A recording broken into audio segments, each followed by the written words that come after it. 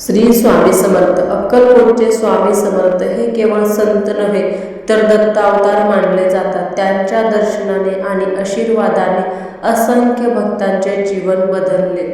स्वामींच्या जीवनात अनेक चमत्कार घडले. कोणाच्या आयुष्यात संकटे दूर करणे, आजारी व्यक्तींना बरे करणे आणि निराश माणसाला आशा देणे. ते नेहमी सांगायचे, भिवू नकोस, मी तुझ्या पाठीशी आहे.